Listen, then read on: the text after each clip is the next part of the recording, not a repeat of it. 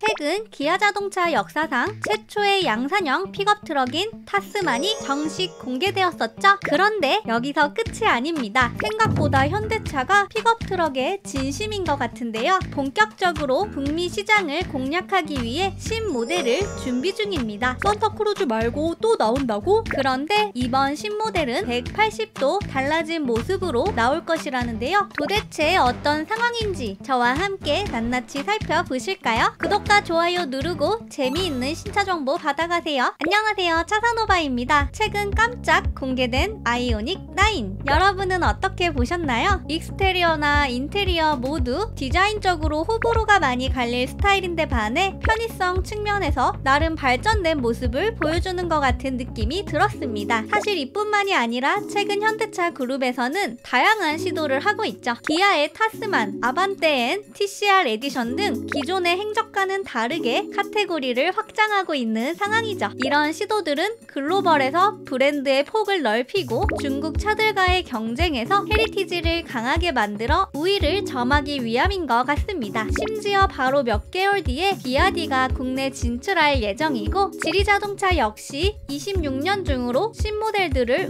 우르르 쏟아낼 예정이죠. 그렇기에 기술은 기본이고 헤리티지와 브랜드 그리고 다양한 확장성으로 승부를 봐야 하는 순간인데요. 여러분 혹시 최근 현대차와 GM이 협약을 했다는 소식 들으셨나요?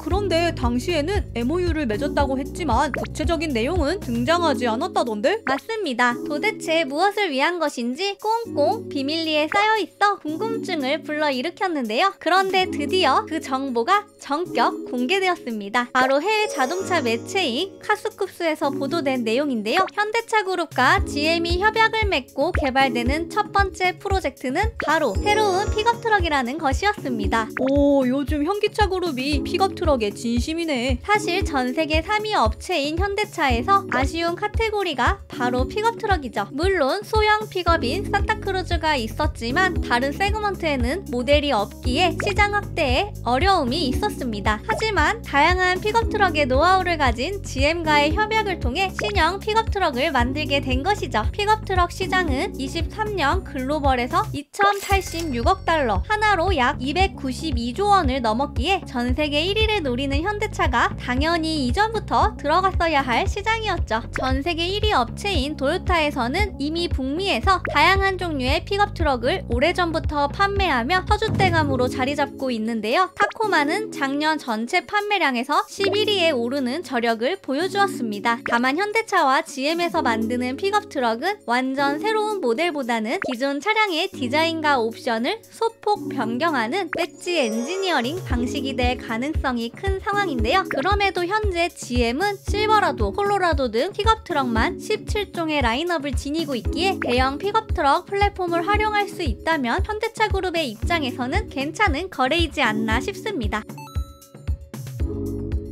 반대로 GM은 현대차 산타크루즈의 플랫폼을 사용하기도 괜찮죠. 한편 이렇게 만들어진 신형 픽업 트럭은 우선적으로 남미 시장을 공략할 예정입니다. 남미 시장 역시 현대차 그룹이 오래전부터 공들여온 곳인데요. 현대차는 현재 브라질에서 피아트, 폭스바겐, GM에 이어 시장 점유율 4위를 기록하고 있는데요. GM과의 배지 엔지니어링을 통해 피아트와 폭스바겐의 파이를 뺏어올 수 있으리라 예상됩니다. 북미 시장 또한 지금보다는 많은 기회가 있을 것으로 보이는데요. 도널드 트럼프가 대통령으로 당선되면서 미국 외에 다른 나라 자동차 회사들은 북미 판매에 대한 부담감이 커졌는데요. 이번 미국 기업인 GM과의 MOU로 여러모로 북미 시장에서 판매 루트의 폭도 넓어질 것 같네요. 우리에게 익숙한 배지 엔지니어링 사례는 바로 KGM의 티볼리와 마인드라 XUV 300이 있죠. 그러면 GM의 어떤 모델들이 현대차와 배지 엔지니어링을 하게 될까요? 우선 현대에는 없는 미드사이즈 픽업 트럭인 콜로라도나 풀사이즈 픽업 트럭인 실버라도를 기반으로 신모델을 출시할 가능성이 높습니다. 예상도를 만들어보면 이런 스타일도 좋지 않을까 하네요. 사실 콜로라도와 실버라도는 형제 차량이지만 컨셉이 확 다르기에 우선 콜로라도를 기반으로 만들어 보았습니다. 기존의 현대차가 가지고 있는 레트로하면서 미래적인 이미지가 있는데요. 쉐보레의 기존 픽업 모델들은 디자인이나 강성으로 이미 인정받은 만큼 이러한 픽업 개발 노하우를 배운다는 관점에서도 좋은 접근인 것 같습니다.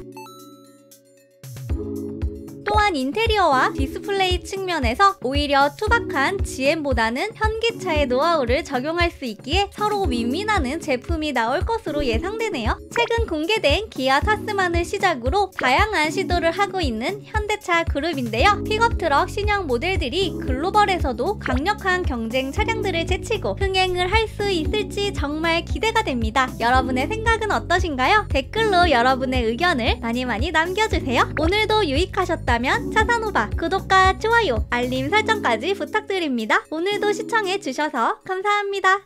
구독과 좋아요 눌러주세요. 신차 정보 차산오바 구독과 좋아요 눌러주세요. 신차 정보 차산오바 구독과 좋아요 눌러주세요.